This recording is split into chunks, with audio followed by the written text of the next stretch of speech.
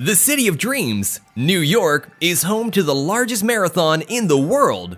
The New York City Marathon held its first run in 1970 in Central Park, and only 55 out of the total 127 participants were able to complete the race. Since then, this race that had a humble beginning expanded into all 5 boroughs and grew in size, with about 51,000 people finishing this race in 2016. That's right, today we will be talking about the history of the New York City Marathon and give you some tips to visit and see it for yourself. Now, before we move on any further, if you haven't yet, please consider subscribing to our channel and hit the bell icon so you don't miss out on any of our future videos. So without further ado, let's dive right in. As mentioned earlier, the first ever New York City Marathon was held in 1970. Unfortunately, the only female competitor had to withdraw due to sickness. Wristwatches and recycled baseball and bowling trophies were handed to the winners as prizes. In the 1976 NYC Marathon, about 2,100 participants hit the streets of all 5 boroughs for the very first time. This course included 5 bridges. One of the participants from Norway, Greta Waitz, won for the 9th time in 1988. She also won the competition from 1978 to 1980 and from 1982 to 1986.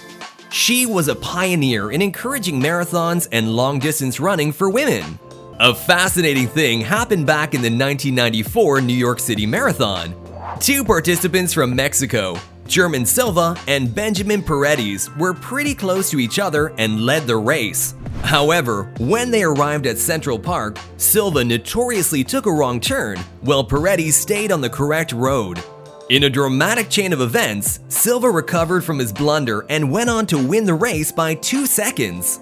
The New York City Marathon has been held every year since the very first race took place in 1970, with the exception of 2012, when it was canceled owing to Hurricane Sandy's devastation of the Northeast. If you are interested in seeing the race for yourself, then we have some spot recommendations for you. Go to the crossroads of 4th Avenue and Flatbush Avenue in Brooklyn if you're searching for an easy transit choice from all over the city. Go to the Bronx if you want to make a significant impression on the runners. Around 135th Street and Alexander Avenue, the race's 20-mile mark is a famously tricky section where runners may reach the legendary wall. If you enjoy cheering with the crowd, 1st Avenue in Manhattan from 59th Street to 96th Street is always packed, thanks to the numerous bars and restaurants that surround this stretch of the course.